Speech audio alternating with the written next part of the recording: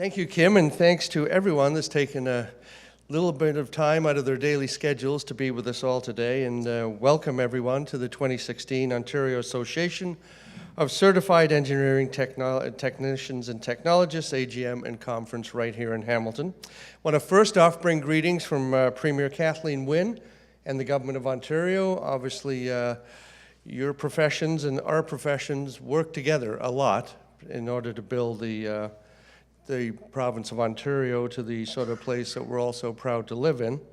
Now today you're going to get a chance to engage with like-minded professionals while enhancing your knowledge of engineering technology, the best practices that are out there, and emerging trends in industry. But before I begin, I just want to thank Bob for that very kind introduction to everybody here this morning, and for organizing the conference that we have here, and for having it in this region, and for all your association has done to support programs throughout the province of Ontario.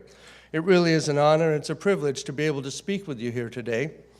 Your organization brings leadership to Ontario's economy, and that obviously has a huge positive impact on the society we have right here in the province. Your work's contributed to making our machinery run. It improves our health care, it improves our environment, and it builds our infrastructure. And for all that work, all of us at Queen's Park, thank you. Thank you for making this province a better and a safer place to live. As Minister of Labour, I believe you and I share a passion and a commitment to public safety.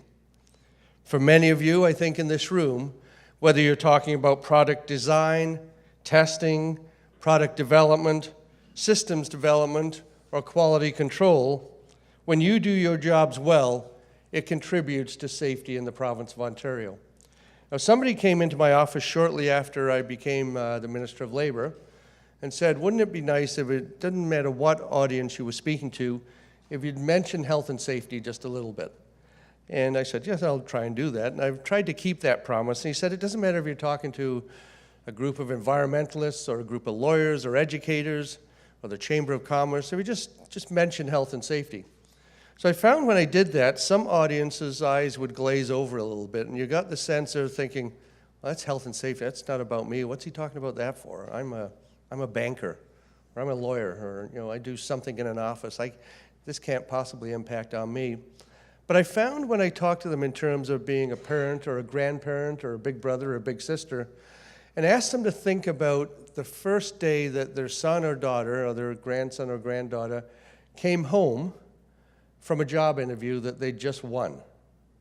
They're walking about 4 feet off the ground. They think they're pretty hot stuff. Somebody's had a competitive process, and out of all the other people that applied, they picked your son or daughter. They're feeling pretty good about themselves. They're going to go in the province of Ontario, we've got a tremendous work ethic. They're going to go in and they're going to prove that person made the right decision. They're going to work their tails off. And sometimes that is good, and sometimes it's a bit of a double-edged sword. Some of the things they may do in their zeal to impress may be the wrong things. Sometimes they'll take that shortcut in order to impress the boss, to get it done quicker. Sometimes they'll put their hand in a place that it shouldn't be. Sometimes they'll flip a switch that shouldn't be flipped. And they're doing it for the best of reasons. They're doing it to show that they belong there, that they're productive, that that person made the right decision. But if you're like me, an ordinary parent, when my son came home and told me he got a job at Dairy Queen, I asked him 3 questions. How much money are you going to make? Do you get a uniform? And do I have to pick you up after work? Right? 3 very, very ordinary questions any one of us would ask. I never once stopped to ask him if he knew what to do if he was asked to do something unsafe, or if he found himself in a position where he didn't understand the job but was perhaps too embarrassed to say, I've never done this before, can you tell me a little bit about it? Never even crossed my mind. Anyway, things worked out okay. He didn't have any incidents. But about 3 or 4 years later, he got himself a job in a very high hazard area. They were putting a tunnel under Niagara Falls. Many of you here will know it as Big Becky, biggest boring machine in the world. 12-kilometer long tunnel, started at the generating plant, or ended at the generating plant, started upstream of the falls. It was 12 kilometers long. Big Becky chewed its way through underground. The rock came off the bore, went into a series of hoppers, went onto a shrouded conveyor belt. And if the tunnel was 1 kilometer in, the conveyor belt was 1 kilometer out. If the tunnel was 6 kilometers in by then, the conveyor belt was 6 kilometers out.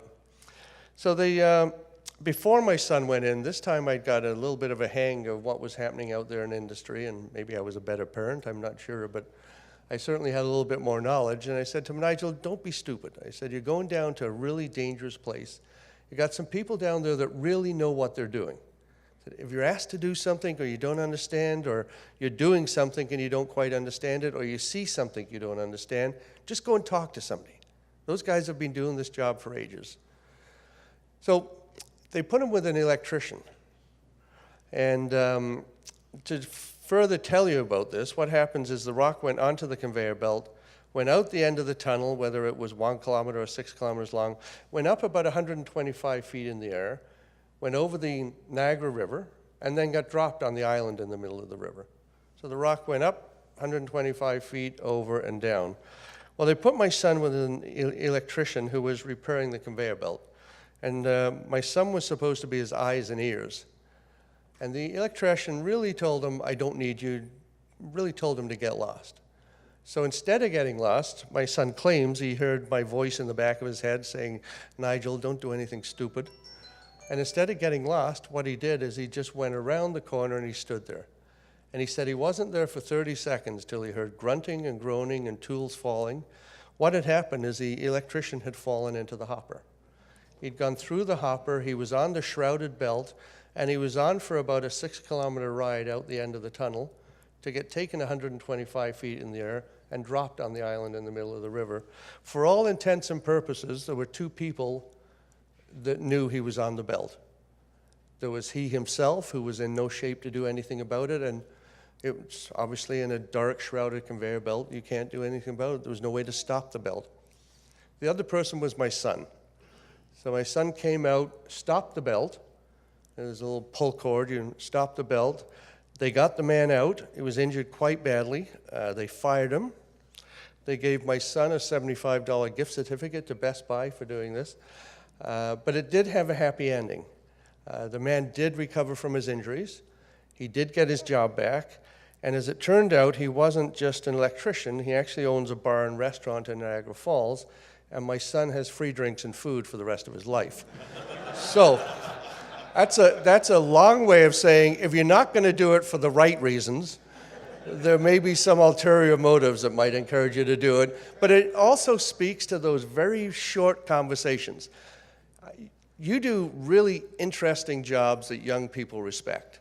They respect what you do probably in a way that you don't even realize. And I'm not asking you to go home tonight and grab some poor young person and give them a 2-hour lecture on health and safety, but the little snippets, the 30-second conversations, just injecting the seed there, just getting them thinking about when they start working. Are they going to look out for these hazards? Are they going to think a little bit? Are they going to, when they're asked to do the wrong thing, are they going to insist they do the right thing? Because you never know where it pays off in the future. And that's one message that I certainly bring to you today, and that's why I know when you do your job well, it contributes to safety. And that's both in your professions, but I think in your personal lives as well, with those people you care about, those people that you interact with on a daily basis. You can have a tremendous impact on those people, because working together, I think we can really build this province up. What our plan is at Queen's Park with the government of Kathleen Wynne is to make Ontario one of the most competitive places in the world so we can win those new global investments and we can win new jobs. The plan we have has a single focus. It's about creating jobs for our families so we can continue to build that strong economy and the great quality of life that people move all around the world to Ontario for. We've had a number of successes. In fact, thanks to the hard work of Ontarians, I'm proud to report that this province has created more than 600,000 jobs across the province since the recessionary low in June of 2009. The vast majority of these, contrary to what others may tell you, have been full-time and higher-paying jobs. It's really good news. It's really grounds for optimism for the future of this province. And we're working very hard down at Queen's Park to ensure that this momentum continues. Our historic $137 billion 10-year investment in infrastructure is the largest expenditure ever in the history of the province of Ontario. What it's doing is directly funding projects in every region of this province, supporting more than 110,000 construction jobs and engineering jobs on average each and every year.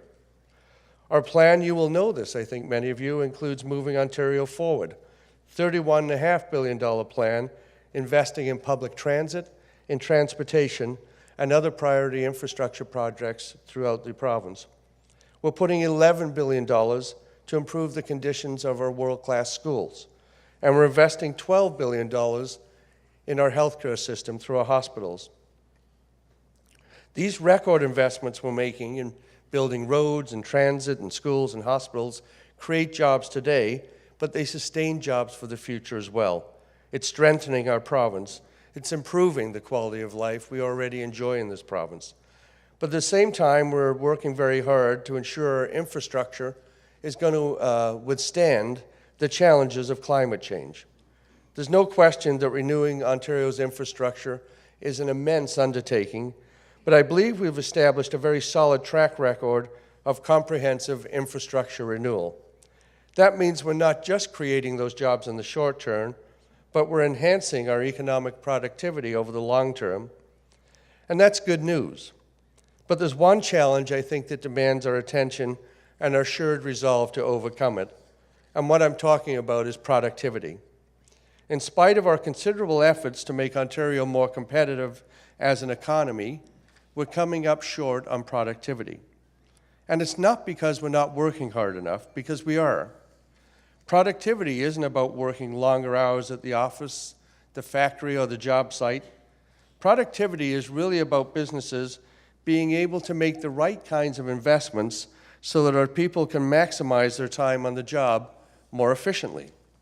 We brought in HST reforms to give business tools to invest in equipment, training, research, development, information and communications technology, and these are very important drivers of productivity. But another aspect that I don't think we can ignore, and going back to my first issue, one aspect of productivity that stands out, the business case is very, very clear, is the attention we pay to the health and safety of our workers. Ladies and gentlemen, it's no coincidence that a healthy and a safe workplace is also a very productive workplace. It's no coincidence that the most profitable companies, the companies that enjoy the lowest absenteeism, the lowest presenteeism, the higher staff morale, become the employers of choice, just happen to be the healthiest and the safety and the most safety-conscious companies in our province as well. So in our shared mission of enhancing the health and safety of our workplace, we've accomplished a lot together. This is what I'm especially proud of. Since 2003 in this province, the province's annual rate of workplace injuries has dropped significantly, by more than 40%. We've almost cut it in half. That makes Ontario one of the safest places you can work on this entire planet. It's fantastic news, and I'm proud of that progress. Not satisfied for a minute with that progress, but very, very proud of it. We've come a long way. But as long as there's one person that goes to work in the morning that doesn't come home at night, the same way that you did this morning and I did this morning, left our families, left our driveways, expecting to come back to them, about 50 times a year I get a phone call telling me that somebody that left for work that day isn't going home. They've gone to the hospital, and now they're off to the morgue. You know the phone calls that follow? The phone calls, the visits from the police, you know the anguish that family goes through. It happens about 50 times a year in the province. I get a phone call or an email on each one of them. And I tell you the impact it has on our office. There's just a kind of pall hangs over the office for a few hours because it's just, you feel like you failed. You feel like despite all your best efforts, it just hasn't worked. But the frustrating part is in each and every one of them, when we go in and do our investigations, each and every one was preventable. I'm sure that a few of you, myself included, have been involved in little traffic accidents over the years, and you end up hitting somebody and you didn't mean to.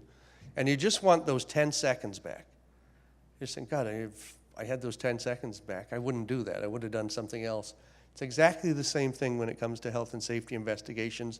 You can always find those places along the way where if somebody had followed the rules, they hadn't taken the shortcut, they had the right equipment, that the outcome would have been entirely different. So we need to ensure that every single day, every single worker that goes to work that day comes home at night. So that's why I was very pleased last year we implemented new mandatory working at heights training standards. It's to better inform the public about the new standards that we launched a province-wide radio ad campaign that's running throughout the summer. And I have very ordinary people come up to me on the street now and tell me they've never looked at as many roofs in their life. But now when you're walking along the street and people see people working on roofs, we all looked up to see if they're tied off. And we've got some pretty strong-willed people that will actually yell up to them if they're not tied off, that they should be tied off. And I have absolutely no problem with this. I wish there was a lot more people, because out of those 50 people, each and every year that we lose, about a third of them are from falls from heights. It's people falling off ladders, it's off equipment, it's off roofs. Now, since the new standards were introduced, I'm proud to report that in just 1 year, 125,000 people in this province have now taken the Working at Heights course in 1 year. As well, right now we have a health and safety compliance strategy called Safe at Work Ontario. It's designed to do a number of things, but it's designed to improve the health and safety culture of workplaces. I can bring in all the legislation, I can write all the rules, we can have all the equipment hanging on the doors. But I'll tell you, if people aren't using it, if people aren't buying into the health and safety message and developing a culture within their own work sites, it doesn't mean anything. Somebody once told me that culture is what you do when nobody's looking. Culture is what you do when you don't feel like you're being inspected or the enforcers just aren't around the door. You're doing it because it's the right thing to do. What we also have planned is increased compliance. We want to see a reduction in workplace injuries and illnesses. We want to lessen the burden on our healthcare system. We want to avoid costs for employers at the Workplace Safety and Insurance Board. And we want to provide a level playing field for those compliant companies that play by the rules each and every day. We owe them the respect they deserve for obeying the rules. By letting other people not obey the rules, that simply is not showing them respect. It gives people that break the law a competitive advantage. And I don't think anybody wants to do that. Our job is to ensure that we have inspectors that are at the right workplace at the right time with the right tools. Well, last summer we created an advisory group to help the government develop and implement a construction health and safety action plan for very specific reasons, and that is construction is such a unique field. The action plan is going to strengthen workplace injury and illness prevention for construction workers across this province. Training is based on health and safety topics, including information on legislative requirements, the roles and responsibility of workplace parties under the Occupational Health and Safety Act, and the hazards that are relevant uniquely to the construction field. Last month, we launched consultations on proposed changes to the Occupational Health and Safety Act that would require employers to ensure that workers performing construction work complete a construction hazard awareness training program before they work. If approved, these requirements are going to help provide workers with awareness of hazards in construction and the need to access training required to prevent injuries and to get home safely to their families every night.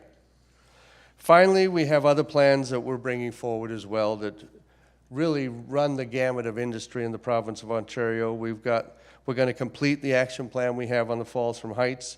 We've got a motor vehicles and equipment action plan, an occupational disease action plan, and an ergonomics action plan. These are going to allow us to tackle the highest hazards in our occupational health and safety system, and they're really going to make a big difference in the lives of people in the province of Ontario. I'm going to close and just remind you something I try to remind myself of every day. My family's an immigrant family. We moved here from Britain when I was 11. Best thing my father ever did was to move to Ontario. I don't think he was ever out of work a day in his life. When you look at the natural environment we have, when you look at the quality of life that people move here, as I said, from all four corners of the earth to, when you look at the cities like Hamilton and Toronto and others throughout Ontario, the countryside, our green belt, We've got a pretty good thing going here. But the most single greatest resource we have in this province is the people that were born here and the people that have moved here. So our government remains committed to ensuring that each and every one of us has what we need to compete and to win in the global economy. Each and every one of us has what it takes to build that bright future. But the only way we're going to build that bright future is by building it together. So we really need to have each other's back. We need to work together as partners to continue to build that better Ontario. So let's get out there, let's build that bright future together for our families, for our economy, and for our province. And let's make sure this is a place we continue to be proud to call home. With that, ladies and gentlemen, I thank you for having me, I thank you for your attention, and I really hope you have an excellent conference. Thank you very much for having me.